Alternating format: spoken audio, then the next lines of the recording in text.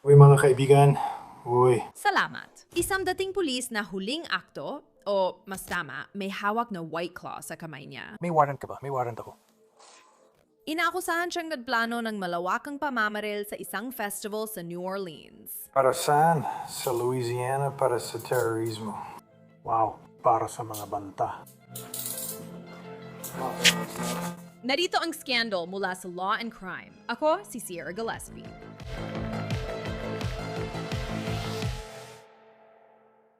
Mayroon bang anumang sandata sa loob ng kwarto? Oh, may baril doon. Hindi ito biro. Nang salakain ng mga deputy ng Florida ang kwarto ng dating polis sa Hampton Inn, nakita nila ang baril at 200 bala. Ayon sa mga piskal, plano niyang mamaril sa music festival sa New Orleans na may 70,000 dumadalo kada araw. Sa kabutihang palad, may tip silang nakuha na nasabayan ang suspect kaya napigilan ang banta. Ngayon, nalilito siya at humihingi ng tulong. Kailangan ko ng kaunting payo. Ano ang dapat kong gawin mula rito? Sa iskandalo natin ngayon, mapupunta tayo sa Destin, Florida, isang baybaying lungsod sa panhandle ng estado. Noong Abril, natanggap ng mga deputy ng Okaloosa County Sheriff ang tip na si 40 taong gulang na Christopher Gilliam ay nasa bayan at tumutuloy sa Hampton Inn. Ayon sa tip, balak ni Christopher magsagawa ng mass shooting sa New Orleans Jazz and Heritage Festival mula Abril 23 hanggang Mayo 3. Naglabas ng arrest warrant ang hukom sa Louisiana laban kay Christopher para pigilan ang balak na pamamaril, dahilan kaya nagtumo ang mga investigador sa Destin Hampton Inn. Kinumpirma ng mga deputy sheriff na sa hotel nanunuluyan si Christopher gamit ang security camera video, at noong Abril 22, binalak nilang arestuhin siya. Magpapatuloy ako kung meron pang mas malala. Tigilan mo na muna. Makikita sa body camera video ang mga pulis sa hotel lobby papunta sa kwarto ni Chris. Nasaan ang hagdan? Dito lang. Hindi. Nakisabay ka lang. Naghahanap ako ng hagdan, ganun lang. At may iba-ibang anggulo dito. May isang investigador na may hawak na telepono, handa siyang tawagin si Chris, palabas ng kwarto kung kinakailangan. Tatawagan ko siya.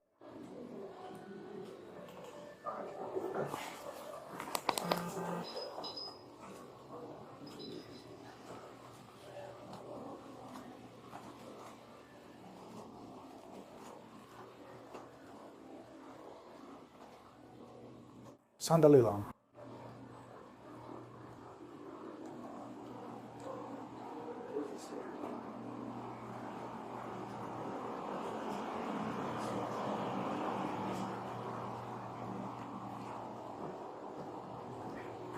May elevator ba o wala? Doon lang, naghahanap ako ng hagdan. Ganun lang.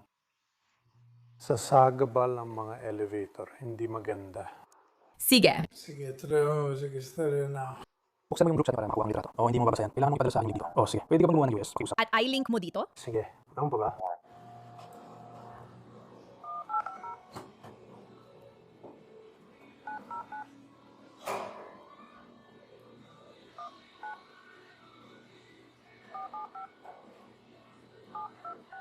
Nung una, di sigurado ang mga pulis kung nandoon si Chris. Maririnig mo silang pabulong sa labas ng pinto. Lalakad ako dito.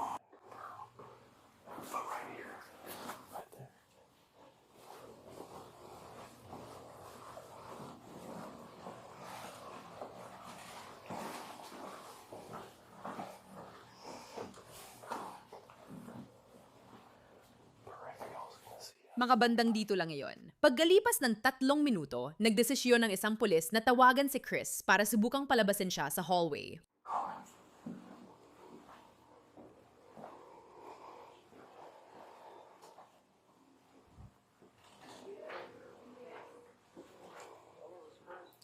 Hoy Chris, si Sergeant Walton ito mula sa opisina ng sheriff. Kumusta ka pare? Oh, parang may issue ka sa pamilya mo na lagi nagpapatawag ng welfare check, di ba? Sige. Sige. Ayan, tumawag na naman sila ulit para sa isa pang welfare check. Pwede ka pang lumabas para makausap ako ulit? Hindi. Nagpalit na kami ng shift. Sa tingin ko, yung nahausat mo kanina ay yung pang-araw naming shift.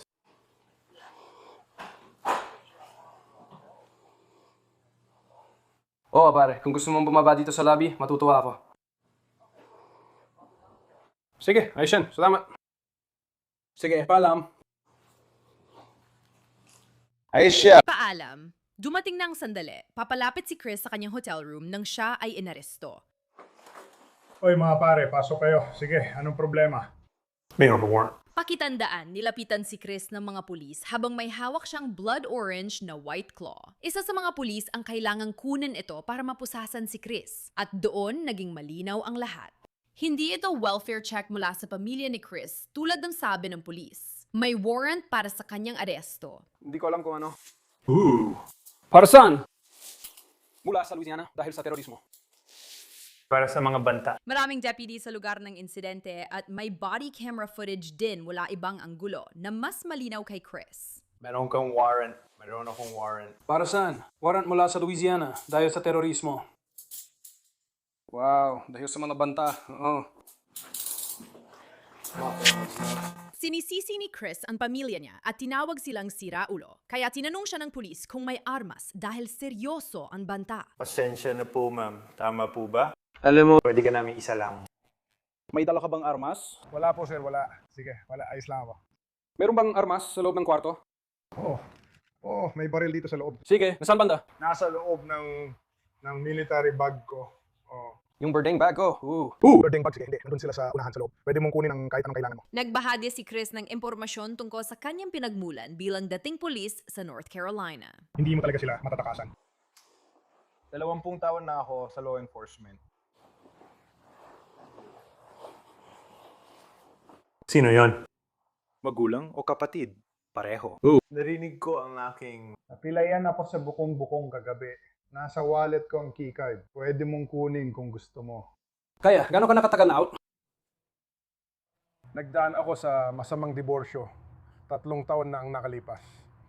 Simula noon, out na ako. Mga 3 taon na nakalipas. Tama ba ang sabi mo? Sige, ayos lang ba sa'yo kung ibubuhos ko lang ito at ibabalik ulit? Oo naman. Nasa ibabaw ba ito? Dapat nandun yun sa maliit na bahagi na yon. Ito ba? Hindi, yung tinitinan mo lang kanina, malapit sa cash. Sige. Oo, ayan na. Balak itapon ang White Claw. Pumasok ang mga pulis sa kwarto ni Chris at nag-blackout ang recording. Walang audio o video, kaya hindi natin alam ang eksaktong nangyari sa loob ng kwarto. Pero alam natin na nakuha ng mga pulis ang isang pistola at 200 bala ng baril. Naglabas ang opisina ng sheriff ng Osceola County ng larawan ng pagkakarecover. May 5 minutong wala tayong audio o video habang nasa hotel room ang mga investigador, tapos dinala na si Chris sa presinto. Habang papunta sa squad car, nagkwentuhan sina Chris at mga deputy tungkol sa mga magandang lugar para manood ng sunset o uminom. Oo, hindi naman matao ngayon. Alam mo, pwede kang tumawid sa kalsada at makainom pa ng ilan. Doon ako pupunta para sa sunset na yan. Oo naman. Si Chris ay inihatid sa sasakyan ng pulis at nakakagulat na magiliw ang kilos niya. Nakarating kami mula sa mga dalampasigan hanggang sa hangganan ng estado. Nakuha niyo ba ang backpack? Ako na mabubukas. Oo, ang laki talaga niyan. O, gano'ng kalaki ang galon? Pasensya na. Sige. Sueltan ka sana.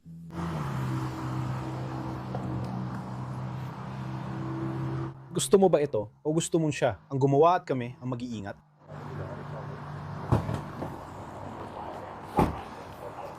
Gusto mo bang ikaw ang maglingkod at kami ang mag-iingat? O gusto mong ikaw ang mag-iingat?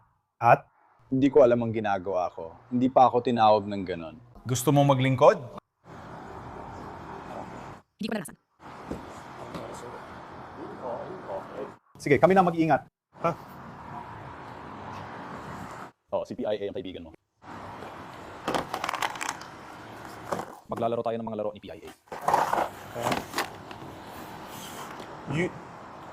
Kung gusto mong ihain, tawagan mo siya at tutulungan ka niya. Ito ay isang paganteng takas sa hustisya mula sa ibang estado. Pag-aresto ito batay sa PC. Isa lang itong PC. Dito natapos ang recording na yon, pero may sumunod pa na nagsimula kung saan si Chris ay kinabapan at hinanapan ng iba pa niyang armas. Anong gusto mong sabihin? Mananatili ka lang dito. Sige. Ilabas lahat ng laman ng bulso mo. Siguraduhin wala na siya. Salamat. Gusto mo ba akong gumawa nito? Ikaw ang mag-ingat. O gagawin natin yan. Ayos lang. Kung okay lang sa kanyang maghatid, maglalakad na lang ako. Ayoko. 1, 4, 7, 8. 10. Ilalagay natin lahat sa bag.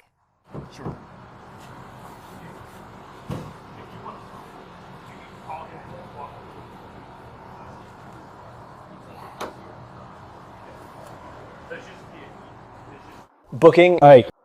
Ihahatid siya ng porta partner ang labing isa at kailangan ding asikasuin siya ng pag-book. Pwedeng gabayan siya ng pag-book sa proseso. Alam niyo pag-book paano gawin yun.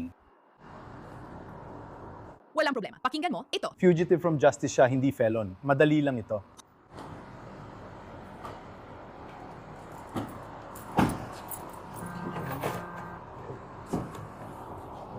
Sa tingin ko, nasa bulsa ko sa likod ng wallet ko. Oo. Kukunin ko na lang. Hindi para subukan ko anong ganun.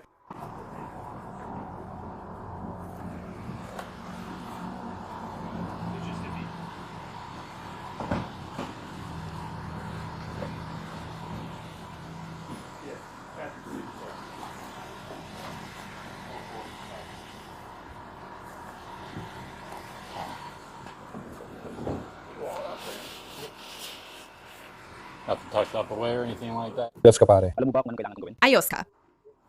Naintindihan ko. Ikaw.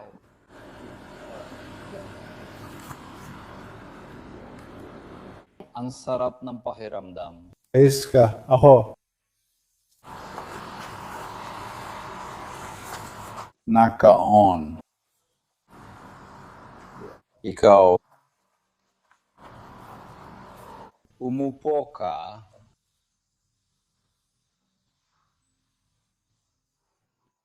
Dahil sa kuonting aberya, isinakay si Chris sa police car. 100% akong masaya. Ayusin ko lang itong sinturon.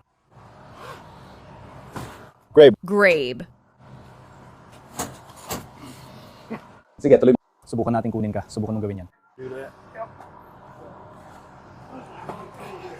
Ikaw, oo. Salamat po, sir. Ayan na. Naku, ako ay. There you go. Ayusin ko yung siguro. Sandali lang. Sige, umupo ka muna at ibalik mo agad yung bagay na yan. Tinatry ko. Oo. Alam ko. Ikaw. Magaling ka. Halika.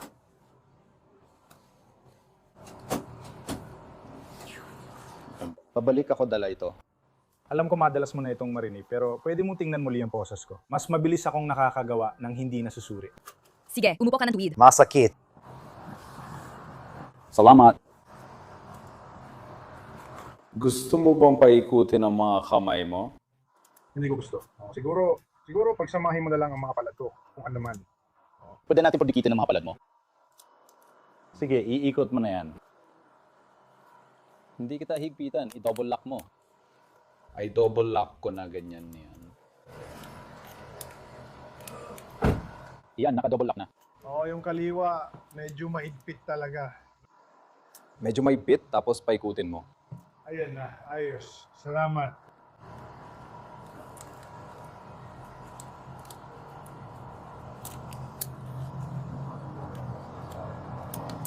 At ang isa na yon ay doble. Nakalak. Oh, ayos na tayo. Okay ka na? Oo, walang problema. Kailangan ko ng bag, Dan. Kailangan mo ng bag?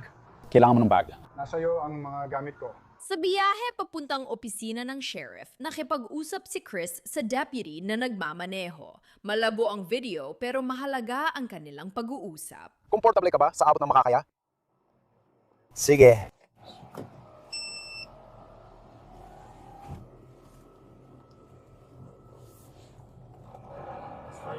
Diyos ko.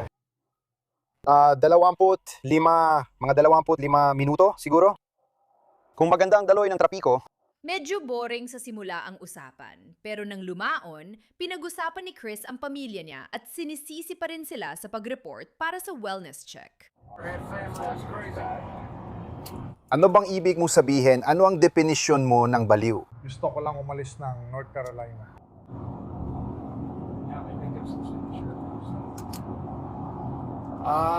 Meron akong pamilyang medyo baliw, pero hindi ko alam kung pareho ba ng ibig mong sabihin. Kahit na may karanasan siya ng halos 2 dekada bilang pulis, marami pa ring tanong si Chris tungkol sa proseso. May nahanap na ba kayong tugma? Oo, magiging mga hukom kami. Oo, hukom. makikita mo ang isang hukom sa umaga siguro. Naghihintay pa rin ako na malaman kung ano ang kaso laban sa'yo. Sa tingin ko, yung warrant lang mula sa Louisiana. Oo, wala pa akong detalye tungkol dito. Mukhang seryosong paratang yan. Oo.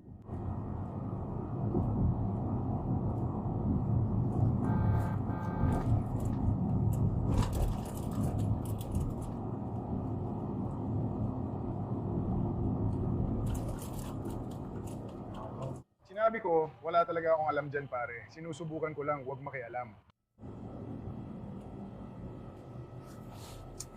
Nasa parehong sitwasyon din ako na tinalalagyan mo ngayon. Oo. Ito ang ulang beses na napusasan ako.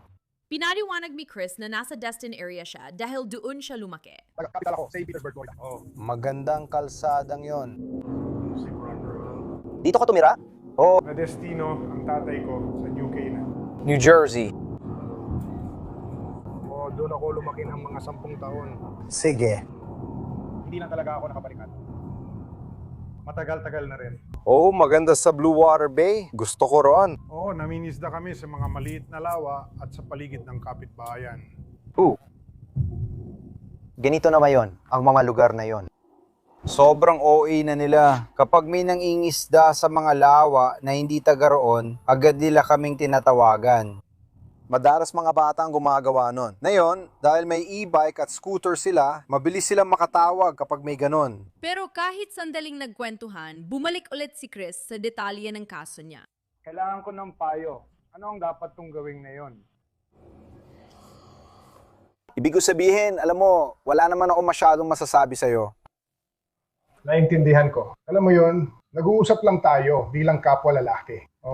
Sinusubukan ko lang intindihin. Kasi halata namang hindi pa handa ang isip ko. Oo, kaya hindi ko alam ang mga detalye ng nangyayari sa'yo. Hindi ko talaga alam. Ang alam ko lang ay ang New Orleans o kung sino man mula sa Louisiana ang naglabas ng warrant para sa'yo. Pinirmahan ito ng hukom, malamang.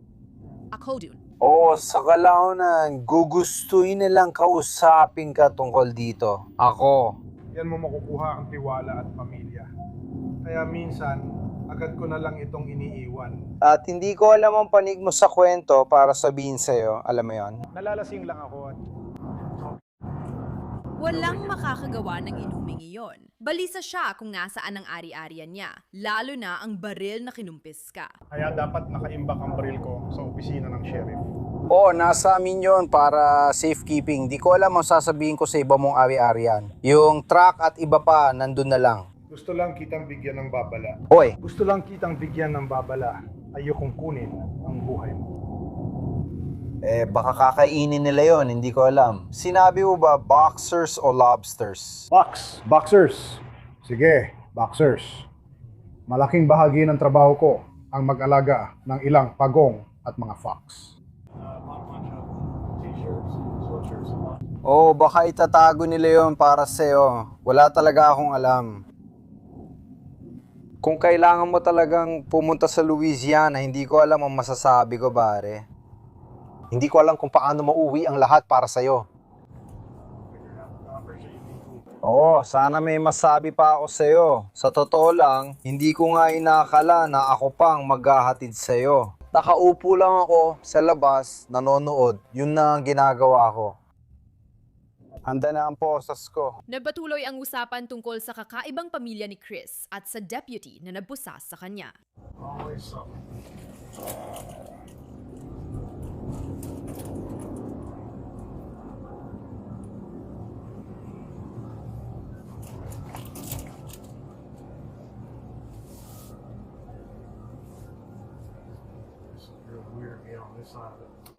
Sigurado ako. Yung batang pulis na yon, mahilig magposas, di ba? Magaling siya magtrabaho, walang takas dito. Na-blackout ang video, pero maririnig mo ang mga deputy na nagbibiro na hindi dahil sa pagmamanehong lasing si Chris, kundi dahil takas siya sa batas. Hindi DUI. Alam ko, naiinis din ako tungkol dito. Para sa'yo. Talaga ba? Pare, hindi. Ito ang takas sa batas. Sige. Ako ang na-assign dito. Oo, pero naging maayos naman siya. Sige. Isa siyang dating pulis mula North Carolina. Kasama siya sa task force dito. Ayon sa mga piskal, nagbanta si Chris ng mass shooting sa isang malaking music festival sa New Orleans na dinadaluhan ng mahigit 70,000 katao kada araw. Ayon sa mga lokal na outlet tulad ng Fox Live, 8 umano'y binalak ni Chris na dalhin ang kanyang baril at 200 bala sa festival at sa huli ay magpakamatay sa para mapapatay siya ng pulis. Nabigo ang plano ng maaresto siya ng mga investigador sa Florida. Inilipat siya sa Louisiana makalipas ang ilang linggo. Noong Mayo 12, humarap sa korte kinabukasan at naantala ang pagdinig. Pinagdesisyunan ng hukom na manatili siya sa kulungan ng walang piyansa. At diyan muna natatapos ang episode ng Scandal para sa araw na ito. Kung nagustuhan mo ang iyong napanood at gusto mo pang makakita ng iba o makipag-ugnayan sa akin sa social media, mahanap mo ako sa mga platform tulad ng Instagram sa pangalang Sierra Gillespie. Salamat sa panonood ng episode ng Scandal ngayong araw. Tulad ng dati, ako ang inyong host, Sierra Gillespie, at magkikita tayo muli sa susunod.